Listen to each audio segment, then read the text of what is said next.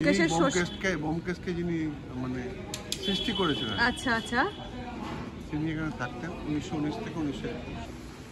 তার সাথে রয়েছে হচ্ছে ভেটকি মাছের পাতুরি, একদম হালকা পাতলা করে যে মাংস বাড়িতে রান্না করা হয় না, ধনে বাটা দিয়ে যে মাছের পিসটা দেখো। এই জন্য আমার সবসময় ফেভারিট হচ্ছে স্পাইস হোটেলের রান্না। ঘন মুগের ডাল, তার সাথে এই যে পোস্তর বড়া। আমি তো পোস্ত প্রেমিক।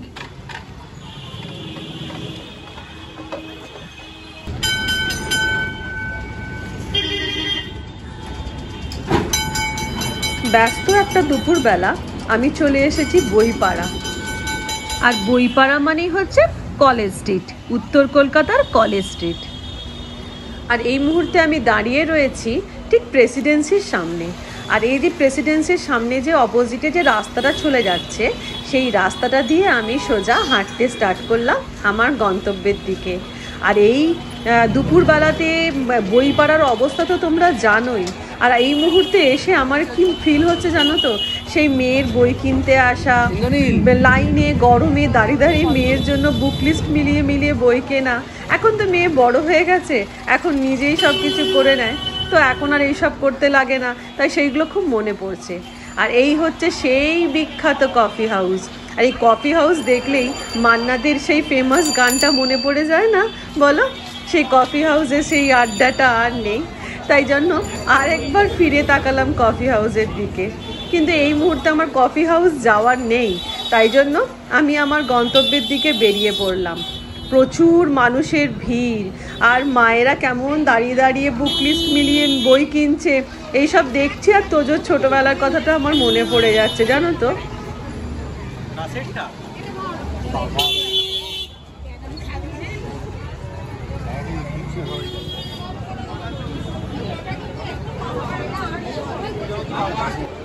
যাই হোক, এবার তোমাদেরকে বলি যে আমার এই ভর দুপুরে কলেজ স্ট্রিট আসার কারণটা কি। অ্যাকচুয়ালি আমি এসেছিলাম একটা রবি ঠাকুরের বা রবীন্দ্রনাথ ঠাকুরের ঠাকুর বাড়ির হেসেলের বা ঠাকুর বাড়ির রান্নার একটা আমিষ নিরামিষ বই কেনার জন্য। তো সেই বই খুঁজতে খুঁজতে ফাইনালি আমি এই দোকানটার কাছে এলাম। বলছি, ঠাকুর বাড়ির রান্নার বই পাবো? নেই। কোন দোকানে পাবো আপনার মনে হয়, বলবেন? কার কার ঠাকুর আছে, আনালে ইয়ে আছে আপনার প্রজ্ঞা সুন্দরী দেবী আছে। কোনটা বেশি ভালো? ঠাকুরবাড়ির নামে হচ্ছে পূর্ণিমা ঠাকুরের লেখা, ছোট বই 200 টাকা দাম। আর ওই প্রজ্ঞা সুন্দরী দুটো বার 850 একটা 650। আচ্ছা, ওটা আমিষ আলাদা নিরামিষ আলাদা। আর এটাতে সব রকম মিক্সড আছে। তাহলে এটাই ফার্স্টে দিন। এইটা সরি,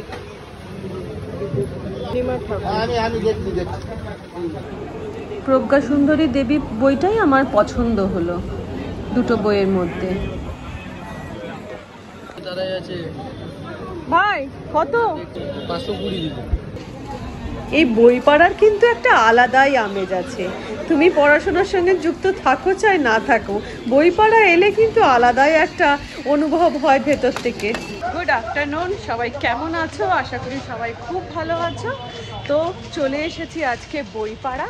আর বইপাড়া মানেই হচ্ছে ভেতরটা বই বই, মানে তুমি পড়াশোনার সঙ্গে যুক্ত থাকো চাই না থাকো, তবু ভেতর থেকে কিন্তু একটা বই কেনার তাগিদ চলে আসে। ব্যাপারটা হয়েছে যে আমার অনেক দিন ধরেই না ইচ্ছে ছিল এই যে ঠাকুর বাড়ির একটা রান্নার বই কিনবো। তাতে কি হবে, আমার ইচ্ছে ছিল এই কারণে যে যাতে আমি সেখান থেকে রান্না শিখে নিয়ে তোমাদের সাথে একটা সিরিজ তৈরি করব, যে সিরিজের যেখান থেকে আমি তোমাদের সাথে শেয়ারও করব রান্না, আর তার সাথে নিজেরও শেখা হবে। এই অনেকদিন ধরে সেই ইচ্ছে থাকার জন্য আমি চলে এসেছিলাম আজকে কলেজ স্ট্রিটে বইটা কিনতে। আর বইটা কেনা হয়ে যাবার পরে আমি চললাম আমার নেক্সট গন্তব্য, মানে হচ্ছে রমানাথ মজুমদার স্ট্রিট। সেখানে হচ্ছে একটা স্পাইস হোটেল আছে যার নাম হচ্ছে মহল। সেই মহলের খোঁজ করতে করতে আমি এখন চললাম। মহল রেস্টুরেন্টের সামনে আমি এখন দাঁড়িয়ে আছি। আর এটা একটা স্পাইস হোটেল। আমি অনেক ভিডিওতে দেখেছিলাম এইখানে এখানে লাঞ্চ করতে, যেখানে খুবই খুবই মানে কি বলবো, চিপ প্রাইসে অনেক সুন্দর সুন্দর টেস্টি খাবার। আর তোমরা সবাই জানোই যে আমার একটু পায়েস হোটেলের প্রতি একটা অ্যাট্রাকশন আমার ভীষণভাবে রয়েছে। বই তো কেনা কমপ্লিট হয়ে গেছে, তাই চলে এসেছি 6/3 রমানাথ মজুমদার স্ট্রিট, কলকাতা 9-এ মহল রেস্টুরেন্টে। তো চলো এবার ভেতরে যাওয়া যাক। ফাইনালি জানো তো ঢুকে পড়লাম আমি মহল রেস্টুরেন্টে। আর ঢুকে দেখলাম ভালোই ভিড় রয়েছে, কারণ দুপুর 2টো বেজেও গেছে, পুরো একদম লাঞ্চের টাইম। আর ভিড়টা কেন হয় বলো তো, মানে বইপাড়াতে কি বইপাড়ার যে বিভিন্ন কাজকর্মের সূত্রে আসা মানুষজন, তারপরে ছাত্রছাত্রীরা, তারপরে মেডিকেল কলেজের ডাক্তাররা বা স্টুডেন্টরা প্রত্যেক দিনের মানে কি বলো তো, এখানে যেহেতু ঘরোয়া খাবার পাওয়া যায়, প্রত্যেক দিন মোটামুটি খিদে মেটানোর জন্য এখানেই মানুষজন মানে কি বলবো প্রেফার করে আর কি। আর খাবার পুরো তো ঘরোয়া, তো সেই জন্য। আর এই দেখো সেই মহল রেস্টুরেন্টের বিখ্যাত প্রেসিডেন্সি বোর্ডিং হাউস, এই সেই বিখ্যাত বাড়ি। আর মেয়েদের স্বভাব যেরকম, রেস্টুরেন্টে খেতে এসে আমি তাদের কিচেনে ঢুকে পড়লাম। এখানে দেখো দুপুর 2টোর সময় মানে এক প্রস্ত ভাত শেষ হয়ে গেছে, আবার চাল ভেজানো হচ্ছে ভাত হওয়ার জন্য।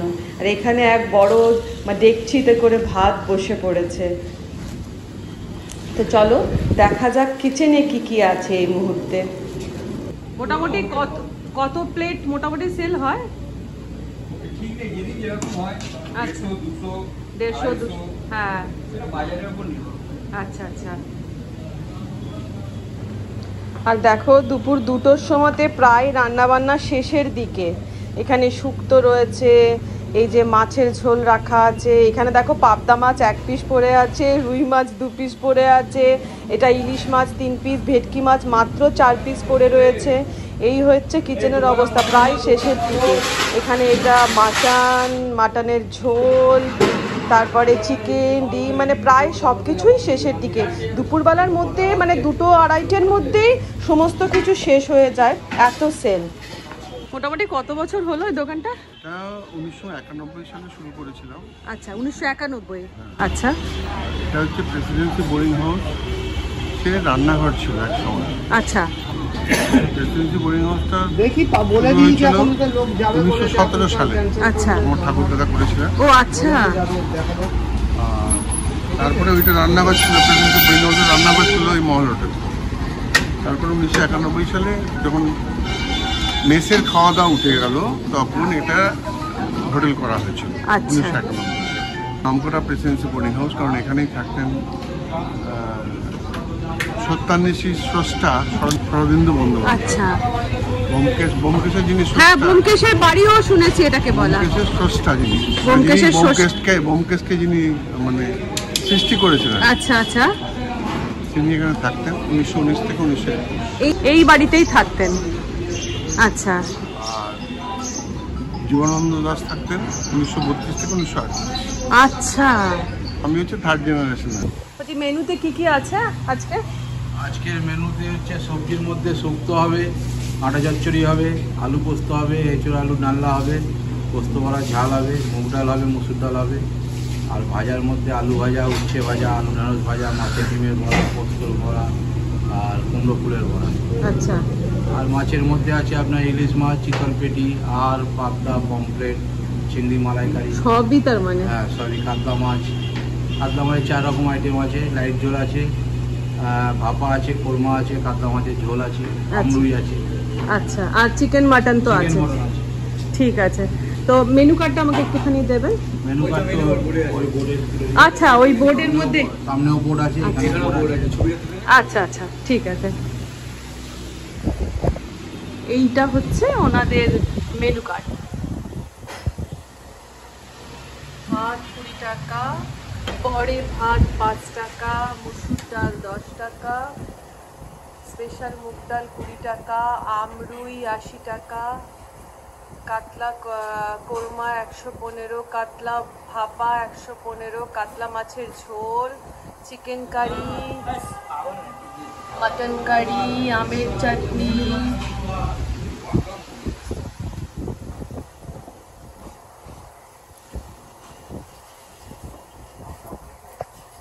তো এই হচ্ছে এখানকার মেনু কার্ড, যেটা বোর্ডের মধ্যে, দেওয়ালে বোর্ডের মধ্যে এইভাবে লাগানো আছে। তো এত ভিড়ের মধ্যে আমি মোটামুটি একটা ফাঁকা স্পেস নিয়ে নিয়েছি, একটা ফাঁকা জায়গা পেয়ে গেছি ভিডিও ভালোভাবে ভিডিও করার জন্য, যাতে সাউন্ডটা না আসে। তো এখন আমি হাত পা ধুয়ে খেতে বসে পড়েছি, আর আমার খাবার সেখানে আসতে চলেছে। কলা পাতার মধ্যে ভাত রয়েছে, একটা পেঁয়াজ লেবু দিয়ে ভাত দেওয়া হয়েছে, যেটা আমার সবসময় প্রিয়, কলা পাতাতে ভাত।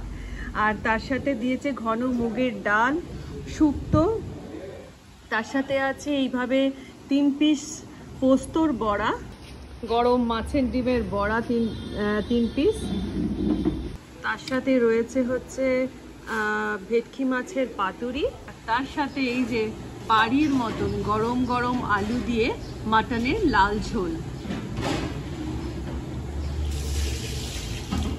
এই হচ্ছে আজকের আমার লাঞ্চের থালা।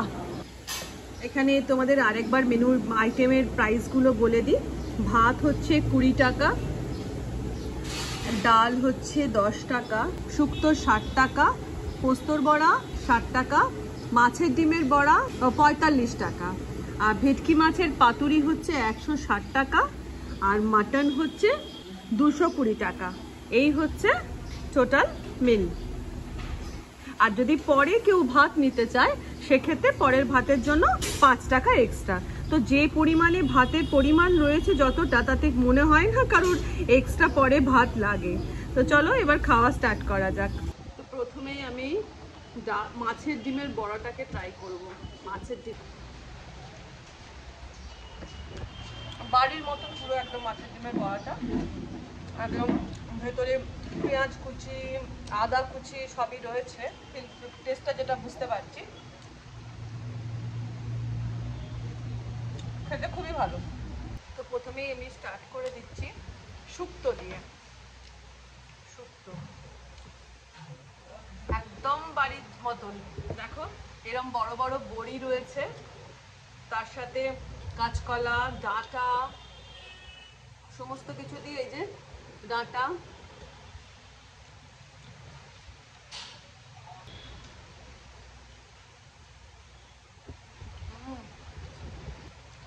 তেতো, হালকা মিষ্টি, সব মিশিয়ে যেরকম ভাবে বাড়িতে আমরা শুক্তো করি, ঠিক সেই স্বাদটাই কিন্তু শুক্তোতে আছে।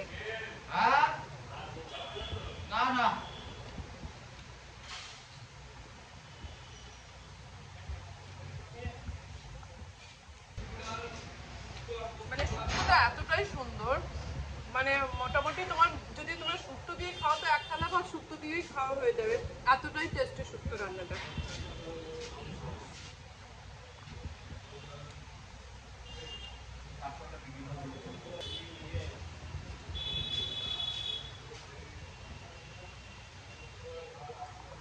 পরের আইটেম আমি নিতে চলেছি হচ্ছে এই যে ডাল, ঘন মুগের ডাল, ঘন মুগের ডাল, তার সাথে এই যে পোস্তর বড়া, আমি তো পোস্ত প্রেমিক, তার সাথে পোস্তর বড়া, এই যে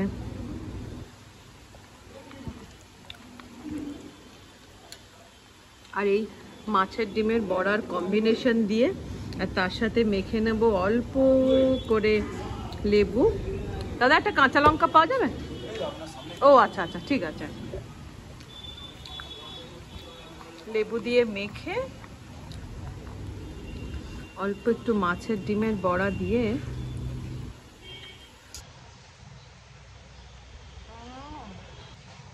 কোনো কথা হবে না। এই জন্য আমার সবসময় ফেভারিট হচ্ছে স্পাইস হোটেলের রান্না। আর বাঙালি যতই বাড়িতে রেগুলার মাছ ভাত খাক, বাড়িতে বাড়ির মতন করে ভাত খাক, কিন্তু বাইরে যখন আসে, বাইরে বেরিয়েও কিন্তু বাঙালি সেই একই টেস্ট। আমরা বাইরেও কিন্তু সেই বাড়ির খাবারটাই খুঁজি। তো সত্যি কথা বলতে গেলে, আর এই যে পোস্তর বড়া, পোস্তর বড়াটা এখানে কোনো অন্য কিছু মিক্সড করা নেই, একদম পুরো একদম পিওর পোস্তর বড়া, তার টেস্টটাও কিন্তু একদম অথেন্টিক, অথেন্টিক টেস্ট।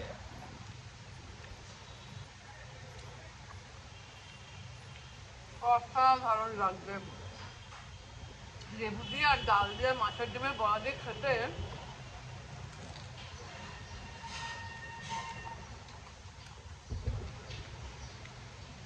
আর ডালটার মধ্যে মুগের ডাল যেরকম বাড়িতে হয় মিষ্টি মিষ্টি মুগের ডাল, তার মধ্যে রয়েছে কড়াইশুঁটি,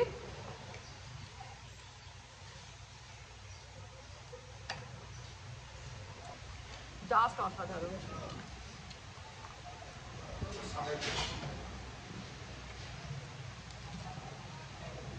দেখো বড় রেস্টুরেন্টে আগের দিন বলছিলাম না যে বড় রেস্টুরেন্টে যাওয়া মানে তোমাকে নিতে হবে অনিয়ন স্যালাড, কিন্তু সেটাই তুমি পাইস হোটেলে যাও, লেবু লঙ্কা পেঁয়াজ হচ্ছে ম্যান্ডেটরি খাবারের সাথে। আর সত্যি কথা বলতে গেলে ভাত খেতে গেলে এই লেবু লঙ্কা পেঁয়াজ ছাড়া ভাত খাওয়া ঠিক যেন কমপ্লিট হয় না, সম্পূর্ণ হয় না।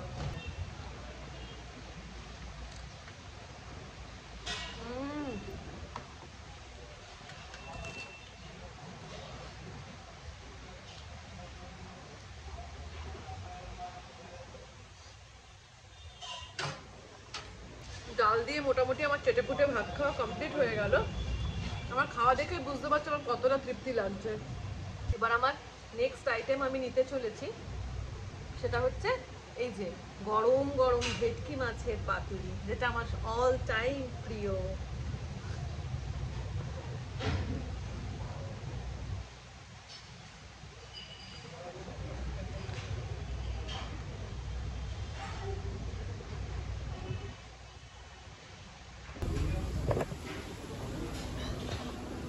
ভেটকি মাছের পাতুরি,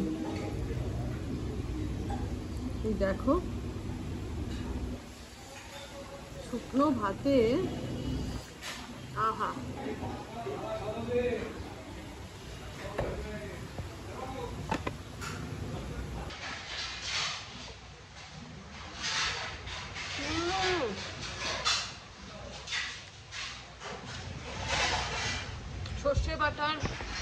সর্ষে বাটার যে অথেন্টিক যে ঝাঁঝটা, সেই ঝাঁঝটা রয়েছে, আর তার সাথে মাছটা পুরো সফট একদম। শুকনো ভাতে জাস্ট অসাধারণ লাগছে, জাস্ট।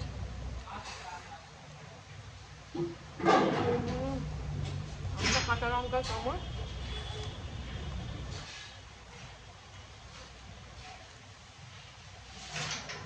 মাছের পিসটা দেখো,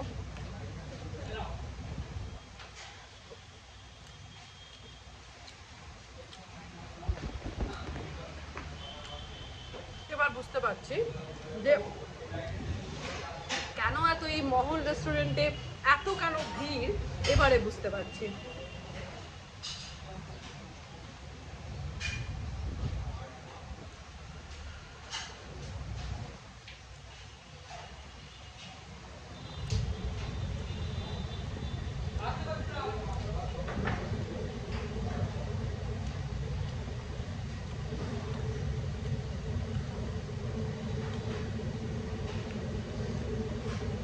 মাছটা পুরো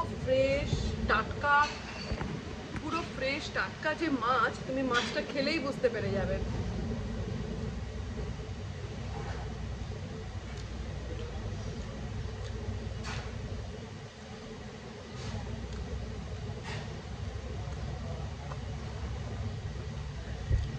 আঙ্গুল চেটে আমি খাচ্ছি বাবা। এই জন্য তো স্পাইস হোটেল ভালো, বলো আমাকে সফিস্টিকেটেড ব্যাপারটা আনতে হবে না বাবা, এখানে চলবে না এইসব, এখানে আমি আমার মতো।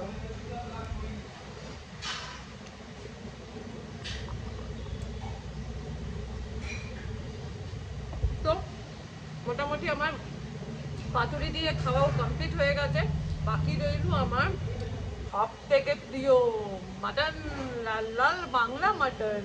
এবার মাটনটা ট্রাই করবো। আর প্রত্যেকটা খাবার ফাঁকে ফাঁকে না আমি একটু করে পোস্তর বড়া, দেখো পোস্তর বড়া দিয়ে মেখে ভাতটা, মানে খাবারের না টেস্টটাকে পাল্টাচ্ছে, হচ্ছে একটা করে খাবার খাচ্ছি, একটা করে আইটেম দিয়ে মেখে খাচ্ছি, তারপরে একটুখানি ভাত, একটু করে পোস্তর বড়া দিয়ে মেখে মেখে খেয়ে নিচ্ছি। মুখটাকে ফ্রেশ করে দিচ্ছে এই পোস্তর বড়া।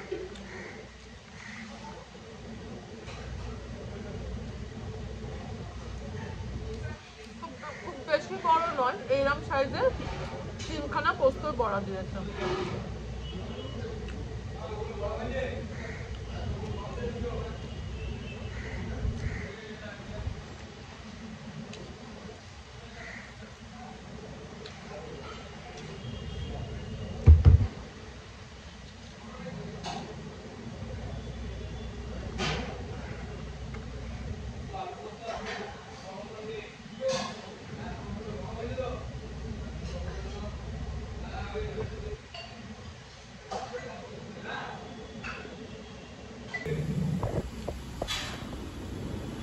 আর খাবারের ফাইনাল আইটেম এসে গেছে, সেটা হচ্ছে মাটন। মাটনের ঝোলটা নিয়ে নিলাম, আর এই যে একটা মাটনের বড় আলু, আর তার সাথে মাটনের 1 piece 2 piece 3 piece 4 piece mutton দিয়েছে। দেখা যাক মাটনের টেস্টটা কেমন।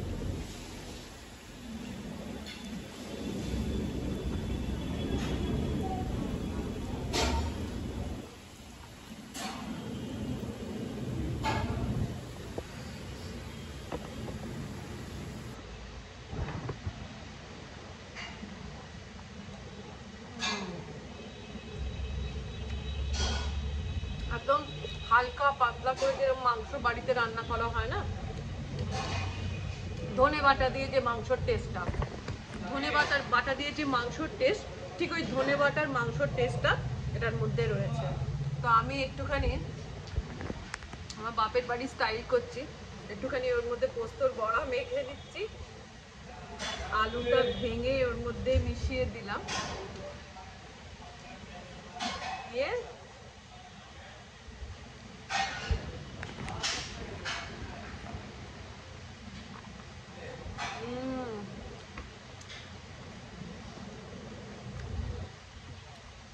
অসাধারণ।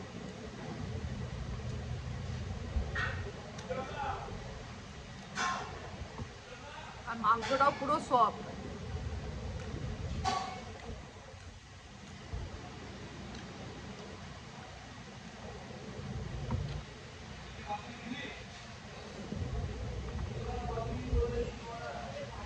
হ্যাঁ, সবথেকে বড় কথা বলবে, এখানে খেলে, এসব জায়গায় খেলে তোমার কোনোদিন, আমি এটুকু বলতে পারি, তোমাদের কোনোদিন কোনো অ্যাসিডিটি বা শরীর খারাপ এই ধরনের জিনিসটা কিন্তু তুমি এই স্পাইস হোটেলে খেলে এই ধরনের কোনো প্রবলেমই তোমার কিন্তু আসবে না, এটা আমার মনে হয়। কারণ যেটা জিনিসটা হচ্ছে রান্না, সেটা সম্পূর্ণ ফ্রেশ, রেগুলারের যে জিনিস আছে, যেভাবে সেল আছে, সেটা রেগুলারের জিনিস আসছে, যে রেগুলারের জিনিস সেটা সঙ্গে সঙ্গে বেরিয়ে যাচ্ছে, যে কারণে সবটাই ফ্রেশ। আর ফ্রেশ জিনিস খেলে শরীর খারাপ তো অটোমেটিক্যালি হবে না।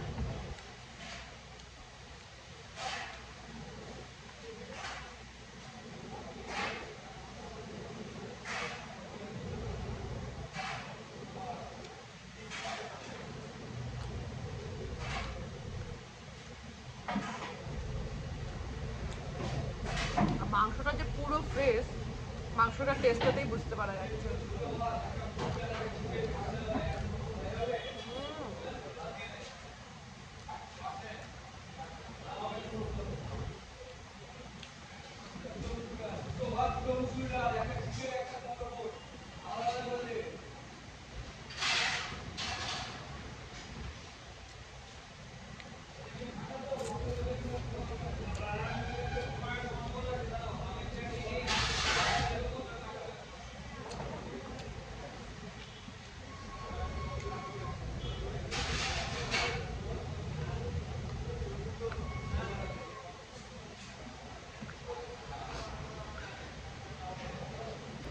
তো মোটামুটি আমার খাওয়া দাওয়া কমপ্লিট হয়ে গেছে।